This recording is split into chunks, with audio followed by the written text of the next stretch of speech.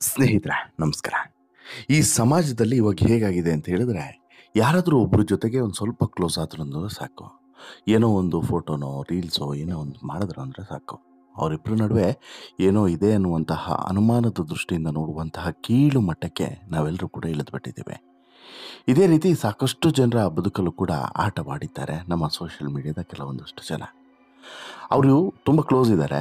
ಓ ಏನೋ ಇದೆ ಅವರಿಬ್ಬರ ನಡುವೆ ಅಂತೇಳಿ ನಮ್ಮ ಸಮಾಜದಲ್ಲೂ ಕೂಡ ಮಾತನಾಡೋದನ್ನ ನಾವು ನೋಡಿದ್ದೀವಿ. ಸಾಮಾನ್ಯ ಇಂತಹದ್ದು ಈ ಚಿಕ್ಕ ಪುಟ್ಟ ಹಳ್ಳಿಗಳಲ್ಲಿ ಅಥವಾ ಚಿಕ್ಕ ಪುಟ್ಟ ನಗರಗಳಲ್ಲಿ ಅಥವಾ ಒಂದು ಸ್ವಲ್ಪ ಬೆಳೆದಂಥ ನಗರದಲ್ಲಿ ಈ ರೀತಿಯೆಲ್ಲ ಯೋಚನೆ ಮಾಡೋಕ್ಕೂ ಕೂಡ ಟೈಮ್ ಇರಲ್ಲ. ಪಕ್ಕದ ಮನೇಲಿ ಏನಾಗ್ತಿದೆ ಅನ್ನೋದೇ ಗೊತ್ತಿರಲ್ಲ. ಇನ್ನು ಅವ್ರ ಮನೆ ವಿಚಾರವನ್ನು ಕೂಡ ತಲೆ ಕೆಡಿಸ್ಕೊಳಕ್ಕೆ ಹೋಗಲ್ಲ. ಅಂಥದ್ರಲ್ಲಿ ಈ ಕೆಲವು ಕಡೆ ಅದರಲ್ಲೂ ಕೂಡ ಈ ಬಣ್ಣದ ಲೋಕದಲ್ಲಿ ಇಂಥದ್ದೊಂದು ಗಾಸಿಪ್ಗಳು ಹಬ್ಬೋದು ಭಾರಿ ಬೇಗ. ಅದು ಒಳ್ಳೆಯದೋ ಕೆಟ್ಟದೋ ಆಬ್ವಿಯಸ್ಲಿ ಕೆಟ್ಟಿದೆ. ಹಾಗೆಯೇ ಜನಪ್ರಿಯ ನಟ ನಿರೂಪಕ ಸೃಜನ್ ಲೋಕೇಶ್ ಅವರ ವಿಚಾರದಲ್ಲೂ ಕೂಡ ಇಂಥದ್ದೇ ಗಾಸಿಪ್ಗಳು ಕೂಡ ಹಬ್ಬಿತ್ತು. ಇನ್ಫ್ಯಾಕ್ಟು ನಿವೇದಿತಾ ಮತ್ತು ಚಂದನ್ ಶೆಟ್ಟಿ ಡಿವೋರ್ಸನ್ನು ಮಾಡ್ಕೊಳ್ಳೋಕ್ಕೆ ಪ್ರಮುಖವಾದ ಕಾರಣ ಸೃಜನ್ ಅನ್ನುವಂಥ ರೀತಿಯಲ್ಲಿ ಸಾಕಷ್ಟು ಜನ ಬಿಂಬಿಸಿದ್ರು. ಇದಕ್ಕೆ ನಿವೇದಿತಾ ಕ್ಲಾರಿಟಿಯನ್ನು ಕೊಟ್ಟರೂ ಕೂಡ ಸೃಜನ್ ಎಲ್ಲೂ ಕೂಡ ಮಾತನಾಡಿರಲಿಲ್ಲ. ಬಟ್ ಈಗ ಸೃಜನ್ನು ಈ ವಿಚಾರದ ಬಗ್ಗೆನೂ ಕೂಡ ಕ್ಲಾರಿಟಿಯನ್ನು ಕೊಟ್ಟಿದ್ದಾರೆ. ಇನ್ಫ್ಯಾಕ್ಟು ಮೇಘನ್ ಅವ್ರ ಬಗ್ಗೆನೂ ಕೂಡ ಕ್ಲಾರಿಟಿಯನ್ನು ಕೊಟ್ಟಿದ್ದಾರೆ. ಹಾಗಾದರೆ ಸೃಜನ್ ಮೊಟ್ಟ ಮೊದಲ ಬಾರಿಗೆ ಇದ್ರ ಬಗ್ಗೆ ಕೊಟ್ಟಂಥ ಕ್ಲಾರಿಟಿಯನ್ನು ಸ್ವಲ್ಪ ಖಾರವಾಗಿ ಮತ್ತು ಕೆಂಡಾಮಂಡಲಾಗಿಯೇ ಸೃಜನ್ ಮಾತನಾಡಿದ್ದಾರೆ.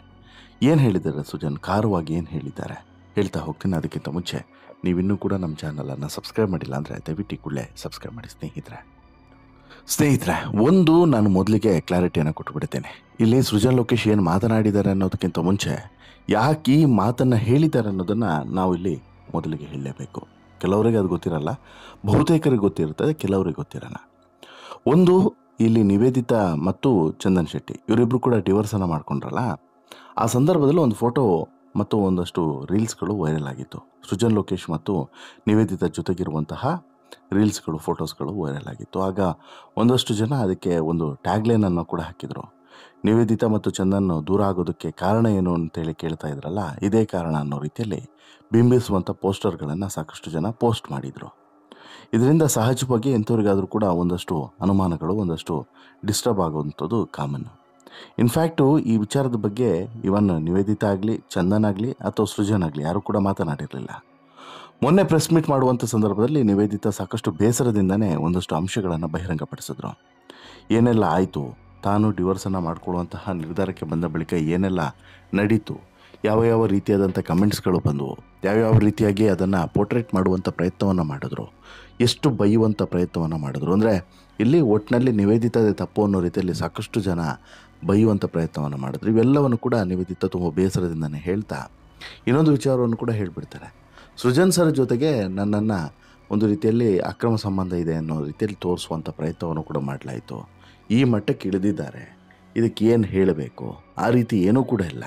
ತುಂಬ ರೆಸ್ಪೆಕ್ಟ್ಫುಲ್ಲಾಗಿ ಸೃಜನ್ ಸರ್ನ ನಾನು ನೋಡ್ತೀನಿ ಅನ್ನುವಂಥದ್ದನ್ನು ಇಲ್ಲಿ ನಿವೇದಿತಾ ಹೇಳ್ತಾರೆ. ಇನ್ಫ್ಯಾಕ್ಟ್ ಸತ್ಯನೂ ಕೂಡ, ಸೃಜನ್ ಲೋಕೇಶಿಗೆ ನಿವೇದಿತಾ ಮಗಳ ಸಮಾನ, ಹೆಚ್ಚು ಕಡಿಮೆ. ಸೃಜನ್ ಲೋಕೇಶು ತುಂಬ ಸೀನಿಯರು. ನಿವೇದಿತಾ ಮೊನ್ನೆ ಈ ಜಗತ್ತಿಗೆ, ಬಣ್ಣದ ಜಗತ್ತಿಗೆ ಬಂದವಳು. ವಯಸ್ಸು ಹೌದು, ಬಹಳಷ್ಟು ಅಂತರವಿದೆ. ಅಷ್ಟು ಬರಗೆಟ್ಟಂತಹ ಸೃಜನ್ ಲೋಕೇಶ್ ಏನಲ್ಲ. ಹಾಗಿದ್ರೂ ಕೂಡ ಒಂದಷ್ಟು ಜನ ಇಂಥದ್ದೊಂದು ಸುದ್ದಿಯನ್ನು ಮಾಡಿದ್ರು. ನಾವು ಇನ್ಫ್ಯಾಕ್ಟ್ ಆವಾಗಲೂ ಕೂಡ ಇದಕ್ಕೆ ಕ್ಲಾರಿಟಿಯನ್ನು ಕೊಟ್ಟಿದ್ವಿ. ಇಲ್ಲ, ಈ ರೀತಿಯಾದಂಥ ಸುಮ್ಮನೆ ಸುದ್ದಿಯನ್ನು ಮಾಡೋಕ್ಕೆ ಹೋಗಬೇಡಿ, ಆ ರೀತಿ ಇರೋದಕ್ಕೆ ಚಾನ್ಸೇ ಇಲ್ಲ ಅನ್ನುವಂಥ ವಿಚಾರವನ್ನು ಅವತ್ತೇ ಬಹಿರಂಗಪಡಿಸಿದ್ವಿ. ಅದಾಯಿತು, ಅದಾದಮೇಲೆ ಅದು ತಣ್ಣಗಾಯಿತು. ಅದಾದ ಬಳಿಕ ಮೇಘನ್ ರಾಜ್ ವಿಚಾರದಲ್ಲೂ ಕೂಡ ಸೃಜನ್ ಹೆಸರು ತಳಕೆ ಹಾಕಿಕೊಳ್ತು. ಈ ಎಲ್ಲ ವಿಚಾರದ ಬಗ್ಗೆನೂ ಕೂಡ ಮೊಟ್ಟ ಮೊದಲ ಬಾರಿಗೆ ಸೃಜನ್ ಲೋಕೇಶು ಕೆಲವೊಂದಷ್ಟು ವಿಚಾರಗಳನ್ನು ಉಲ್ಲೇಖ ಮಾಡಿಕೊಂಡು ಖಾರವಾಗಿ ರಿಯಾಕ್ಟನ್ನು ಮಾಡಿದ್ದಾರೆ. ಒಂದು ಖಾಸಗಿ ಯೂಟ್ಯೂಬ್ ಚಾನಲ್ಗೆ ಇಂಟರ್ವ್ಯೂವನ್ನು ಕೊಟ್ಟಿರುವಂಥ ಸೃಜನ್ ಲೋಕೇಶ್ ಅಲ್ಲಿ ಮನಸ್ಸಿನ ಮಾತುಗಳನ್ನು, ಅಂದರೆ ಎಲ್ಲೂ ಕೂಡ ಈ ಬಗ್ಗೆ ಮಾತನಾಡಿರಲಿಲ್ಲ. ಮನಸ್ಸಲ್ಲಿ ತುಂಬ ಬೇಸರ ಇತ್ತು. ಅಯ್ಯೋ, ಹೀಗೆಲ್ಲ ಅಪಪ್ರಚಾರವನ್ನು ಮಾಡ್ತಿದ್ದಾರಲ್ಲ ಅಂಥೇಳಿ. ಈಗ ಸೃಜನ್ಗೆ ಗೊತ್ತಿಲ್ಲ ಅಂತ ಏನಲ್ಲ, ಇವೆಲ್ಲವೂ ಕೂಡ ಸೃಜನ್ ಕೂಡ ಸೋಷಿಯಲ್ ಮೀಡಿಯಾ ಬಳಕೆದಾರರೇ ಆಗಿರೋದ್ರಿಂದ ಮತ್ತು ಅತಿ ಹೆಚ್ಚು ಸೋಷಿಯಲ್ ಮೀಡಿಯಾದ ಮೇಲೆ ಕಣ್ಣನ್ನು ಇಟ್ಟಿರೋದ್ರಿಂದ ಸಹಜವಾಗಿ ಇಲ್ಲಿ ಸೃಜನ್ ಲೋಕೇಶ್ ಇವೆಲ್ಲ ವಿಚಾರದ ಬಗ್ಗೆ ಸ್ವಲ್ಪ ಖಾರವಾಗಿ, ಅಂದರೆ ತಮ್ಮ ಸಹಜ ದಾಟಿಗಿಂತನೂ ಕೂಡ ಬದಲಾಯಿಸಿಕೊಂಡು ಒಂದಷ್ಟು ಉತ್ತರಗಳನ್ನು ಕೊಟ್ಟಿದ್ದಾರೆ. ಇನ್ಫ್ಯಾಕ್ಟ್ ಸೃಜನ್ ಲೋಕೇಶ್ ಅಂತ ಹೇಳಿದ್ರೆ ನಗಿಸುವಂಥ ಕಲಾವಿದ, ಮಾತಿನ ಮೂಲಕ ಪಂಚ್ಗಳನ್ನು ಕೊಡುವಂಥ ಕಲಾವಿದ. ಈಗ ಮಜಾ ಟಾಕೀಸ್ ಇರ್ಬೋದು, ಎಲ್ಲ ಕಾರ್ಯಕ್ರಮಗಳಲ್ಲೂ ಕೂಡ ತಮಾಷೆಯನ್ನೇ ಉಸಿರಾಡಿಸ್ಕೊಂಡು ಒಂದು ರೀತಿಯಲ್ಲಿ ಮನೋರಂಜನೆಯನ್ನು ಕೊಡಬೇಕು ಅನ್ನುವಂಥ ರೀತಿಯಲ್ಲಿ ಒಂದು ಕಾನ್ಸೆಪ್ಟನ್ನು ಇಟ್ಕೊಂಡು ಮಾಡ್ತಿರುವಂಥ ಸೃಜನ್ ಲೋಕೇಶು ತನ್ನ ಮನಸ್ಸಿನ ಒಳಗೆ ಎಷ್ಟು ನೋವನ್ನು ಇಟ್ಕೊಂಡಿದ್ದಾರೆ ಅನ್ನೋದನ್ನು ಈ ಮೂಲಕ ಬಹಿರಂಗಪಡಿಸಿದ್ದಾರೆ. ಇಲ್ಲಿ ಯಾವುದೇ ವಿವಾದಗಳನ್ನು ಮೈಮೇಲೆ ಎಳೆದುಕೊಳ್ಳುವಂತಹ ವಿವಾದಗಳ ಬಗ್ಗೆ ಪ್ರತಿಕ್ರಿಯೆಯನ್ನು ಕೊಡುವಂತಹ ವ್ಯಕ್ತಿ ಸೃಜನ್ ಅಲ್ಲ. ಆಪ್ತರು, ಸ್ನೇಹಿತರು, ಚಿತ್ರರಂಗ ಹೀಗೆ ಎಂತಹ ಮಹತ್ವದ ಬೆಳವಣಿಗೆ ಆದರೂ ಸಹ ಸೃಜನ್ ವಿವಾದಗಳಿಗೆ ಪ್ರತಿಕ್ರಿಯೆಯನ್ನು ಕೊಡೋದಿಲ್ಲ. ಆದರೆ ಇದೇ ಮೊದಲ ಬಾರಿಗೆ ತಮ್ಮ ಬಗ್ಗೆ ಶುರುವಾದಂಥ ವಿವಾದಗಳ ಬಗ್ಗೆ ಸೃಜನ್ ಲೋಕೇಶ್ ರಿಯಾಕ್ಷನನ್ನು ಮಾಡಿದ್ದಾರೆ. ಅದೇ ನನ್ನ ಬಗ್ಗೆ ವಿವಾದಗಳು ಬಂದಾಗ ನಾನು ಅದನ್ನು ನಿರ್ಲಕ್ಷಿಸಿ ಬಿಡ್ತೇನೆ ಅಷ್ಟೇ. ಯಾಕಂದರೆ ನಾನೇನೋ ಮಾಡಿದಾಗ ನನ್ನ ಸ್ನೇಹಿತನಾಗಿ ಹೇಳಿದರೆ ಕೇಳಿಸ್ಕೊಳ್ತೇನೆ. ಆದರೆ ಪರಿಚಯನೇ ಇಲ್ಲದೆ ಇದ್ದವರು ಕಮೆಂಟ್ ಮಾಡಿದಾಗ ನಾನ್ಯಾಕೆ ತಲೆ ಕೆಡಿಸ್ಕೊಳ್ಳಲಿ, ನಾನ್ಯಾಕೆ ಗೊತ್ತಿಲ್ಲದವರಿಗೆ ಪ್ರಾಮುಖ್ಯತೆಯನ್ನು ಕೊಡಲಿ. ಕೆಲವೊಂದು ಸಾರಿ ವೈಯಕ್ತಿಕ ವಿಚಾರಗಳನ್ನು ಮಾತನಾಡುವಂಥ ಅಧಿಕಾರ ಯಾರಿಗೂ ಕೂಡ ಇರೋದಿಲ್ಲ. ಯಾಕಂದರೆ ಅದರ ಹಿಂದೆ ಏನಾಗಿರುತ್ತೆ ಅನ್ನೋದು ಯಾರಿಗೂ ಕೂಡ ಗೊತ್ತಿರೋದಿಲ್ಲ ಅನ್ನೋದನ್ನು ಸೃಜನ್ ಸ್ವಲ್ಪ ಖಾರವಾಗಿ ಹೇಳೋದಕ್ಕೆ ಶುರು ಮಾಡ್ತಾರೆ. ಕೆಲವೊಂದು ಗೊತ್ತಿಲ್ಲದ ವಿಚಾರವನ್ನು ಇದು ಹೀಗೆ ಇರಬಹುದು ಅಂತೇಳಿ ಅಂದುಕೊಂಡು ಬಿಟ್ಟರೆ ಅದು ಮೂರ್ಖತನ ಆಗ್ತದೆ. ಸುಮ್ಮನೆ ಸಂಬಂಧ ಕಟ್ಟಿ ಇವರೇ ಇರಬಹುದು ಅಂತೇಳಿ ಹೇಳಿದರೆ ಹೇಗೆ ಗೊತ್ತು ಅವರಿಗೆ? ನನಗೇನು ಹೆಂಡತಿ ಇಲ್ವಾ, ಮಕ್ಕಳಿಲ್ವಾ, ಅವರಿಗೆ ಬೇಜಾರಾಗ್ತದೆ ಅನ್ನುವಂಥ ಪರಿಜ್ಞಾನ ಬೇಡವಾ? ನನ್ನ ಬಗ್ಗೆ ನಿರ್ಧಾರ ಮಾಡೋದಕ್ಕೆ ನೀವು ಯಾರು? ನಿಮ್ಮ ಹತ್ತಿರ ಏನಾದರೂ ಸಾಕ್ಷಿ ಇದೆಯಾ? ಮತ್ತೆ ಒಂದು ಸಂಬಂಧನ ಹಾಳು ಮಾಡ್ತಿದ್ದೀರಿ. ಹೀಗಾಗಿ ನಾನು ವಿವಾದಗಳನ್ನು ನಿರ್ಲಕ್ಷ್ಯ ಮಾಡ್ತೇನೆ. ಹಾಗಾಗಿ ಇದರ ಬಗ್ಗೆ ಏನು ಮಾತನಾಡೋದಕ್ಕೆ ಹೋಗೋದಿಲ್ಲ ಅನ್ನುವಂಥ ಮಾತನ್ನು ಸೃಜನ್ ಹೇಳ್ತಾರೆ. ಇಷ್ಟಕ್ಕೆ ಸುಮ್ಮನಾಗೋದಿಲ್ಲ ಸೃಜನ್.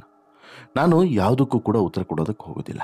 ನಾಳೆ ದಿನ ಮತ್ತೆ ಯಾರೋ ಏನೋ ಮಾತನಾಡ್ತಾರೆ, ಮತ್ತು ಅದಕ್ಕೆ ಉತ್ತರವನ್ನು ಕೊಡಬೇಕಾಗುತ್ತೆ. ನಾವು ಮಾತನಾಡಬಾರ್ದು, ನಮ್ಮ ಕೆಲಸ ಮಾತನಾಡಬೇಕು ಅನ್ನೋದು ನನ್ನ ಧ್ಯೇಯ. ನಮ್ಮ ಅಮ್ಮ ಬೈದರೆ ಗಮನ ಕೊಡ್ತೀನಿ, ಯಾಕಂದರೆ ಅವರಿಗೆ ಅಧಿಕಾರ ಇದೆ. ನನ್ನ ಹೆಂಡತಿ, ನನ್ನ ಅಕ್ಕ, ನನ್ನ ಮಕ್ಕಳು, ನನ್ನ ಸ್ನೇಹಿತರು, ನನ್ನ ಹಿತೈಷಿಗಳು, ನನ್ನ ಶತ್ರುಗಳು ಎಲ್ಲರಿಗೂ ಕೂಡ ನನ್ನನ್ನು ಕೇಳುವಂಥ ಅಧಿಕಾರ ಇದೆ. ಯಾಕಂದರೆ ಅವರಿಗೊಂದು ಸ್ಥಾನ ಕೊಟ್ಟಿರ್ತೇನೆ. ನನ್ನ ಜೀವನದಲ್ಲಿ ಅವರಿಗಾಗಿ ಒಂದು ಸ್ಥಾನ ಇದೆ. ಹೀಗಾಗಿ ಅವರು ಕೇಳಬಹುದು, ಹೇಳಬಹುದು. ಮುಂಚೆ ಒಬ್ಬರ ಬಗ್ಗೆ ಮಾತನಾಡಬೇಕು ಅಂದರೆ 10 ಸರಿ ಯೋಚನೆಯನ್ನು ಮಾಡ್ತಾಯಿದ್ವಿ. ಈಗ ಯಾರ ಬಗ್ಗೆ ಬೇಕಾದರೂ ಏನು ಬೇಕಾದರೂ ಮಾತನಾಡ್ಬೋದು, ಏನು ಬೇಕಾದರೂ ಕೇಳಬಹುದು. ಅಷ್ಟೊಂದು ಹದಗೆಟ್ಟು ಹೋಗಿದ್ದೇವಾ ನಾವು ಅನ್ನೋಂಥ ಪ್ರಶ್ನೆಯನ್ನು ಸೃಜನ್ ಕೇಳ್ತಾರೆ. ನೀನು ಏನು ಅಂಥೇಳಿ ಗೊತ್ತಿದೆಯಾ? ಮೊದಲು ನಿಮಗೆ ನೀವು ಏನು ನಿಯತ್ತಾಗಿರಿ. ನಾವು ಜಗತ್ತಿಗೆ ನಾವೇನು ಸಾಬೀತುಪಡಿಸ್ಕೊಳ್ಬೇಕಾಗಿರೋದಿಲ್ಲ. ನಮ್ಮ ಕೆಲಸದಿಂದ ನಾವು ಅದನ್ನು ಸಾಬೀತುಪಡಿಸ್ಕೊಳ್ಬೇಕು, ಮಾತಿನಿಂದ ಅಲ್ಲ. ಬರೀ ಮಾತನಾಡ್ಕೊಂಡೇ ಇದ್ದರೆ ಕೆಲಸ ಯಾವಾಗ ಮಾಡೋದು? ನನಗೆ ಬೇರೆಯವರ ಬಗ್ಗೆ ಮಾತನಾಡೋದಕ್ಕೆ ಇಷ್ಟನೇ ಇಲ್ಲ. ಇನ್ನೊಬ್ಬರ ಬಗ್ಗೆ ಮಾತನಾಡೋದಕ್ಕೆ ನನಗೆ 5 ಪೈಸೆ ಕೂಡ ಇಷ್ಟ ಇಲ್ಲ. ಬೇರೆಯವರ ಬಗ್ಗೆ ಚರ್ಚೆ ಮಾಡುವಂಥ ಅಧಿಕಾರ ನನಗೆ ಕೊಟ್ಟಿಲ್ಲ ಯಾರು. ಬೇರೆಯವರ ಬಗ್ಗೆ ಮಾತನಾಡಿ ನಮಗೆ ಏನು ಆಗಬೇಕಾಗಿಲ್ಲ ಅನ್ನೋದನ್ನು ಕೂಡ ಸೃಜನ್ ಹೇಳ್ತಾರೆ. ನಮ್ಮ ಜೀವನದ ಬಗ್ಗೆ ಎಲ್ಲ ಗೊತ್ತು. ಎಷ್ಟು ದುಡ್ಡಿದೆ ಅಂತೇಳಿ ಗೊತ್ತು, ಎಷ್ಟು ಗೆಳೆಯರಿದ್ದಾರೆ ಅಂತೇಳಿ ಗೊತ್ತು. ಆದರೆ ನಮಗೆ ಎಷ್ಟು ಸಮಯ ಇದೆ ಅಂತೇಳಿ ಗೊತ್ತಾ? ಹೀಗಿರುವಾಗ ನಿಮ್ಮ ಒಂದು ಕ್ಷಣವನ್ನು ಬೇರೆಯವರ ಬಗ್ಗೆ ಮಾತನಾಡಿ ಯಾಕೆ ಹಾಳು ಮಾಡ್ಕೊಳ್ತಾ ಇದ್ದೀರಾ? ನಾನು ಬೇರೆಯವರ ಬಗ್ಗೆ ವಿಷ ಕಾರುತ್ತಿರುವಂಥ ವ್ಯಕ್ತಿ ಅಲ್ಲ. ನಾವು ಒಬ್ಬರಿಗೆ ಸಹಾಯ ಮಾಡಿಲ್ಲ ಅಂದರೂ ತೊಂದರೆಯನ್ನು ಮಾತ್ರ ಕೊಡಬಾರ್ದು, ಅವರಿಗೆ ಸಮಸ್ಯೆ ಆಗಬಾರ್ದು. ಒಬ್ಬರಿಗೆ ಒಳ್ಳೆಯದು ಮಾಡದೇ ಇದ್ದರೂ ತೊಂದರೆಯನ್ನು ಕೊಡಬೇಡಿ. ಕೆಟ್ಟದಂತೂ ಮಾಡಲೇಬಾರ್ದು. ನಾನು ಮಾಡೋದೂ ಕೂಡ ಇಲ್ಲ. ನನ್ನ ಅಪ್ಪ ಅಮ್ಮ ನನಗಂಥದ್ದನ್ನೆಲ್ಲ ಹೇಳಿಯೂ ಕೊಟ್ಟಿಲ್ಲ ಅನ್ನೋಂಥ ಮಾತನ್ನು ಹೇಳ್ತಾರೆ.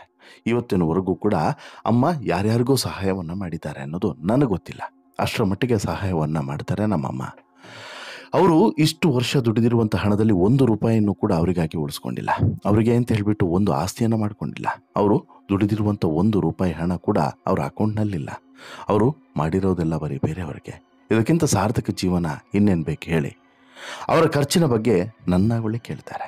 ನಾನು ದುಡಿತಿರುವಂಥದ್ದು ಅವರಿಗಾಗಿ, ಹಾಗಾಗಿ ಕೊಡ್ತೀನಿ. ಆದರೆ ಅವರು ಇಂದಿಗೂ ಕೂಡ ದುಡಿದ ಹಣವನ್ನು ಅವರಿಗಾಗಿ ಖರ್ಚು ಮಾಡೋದಿಲ್ಲ, ಮಾಡಿಲ್ಲ.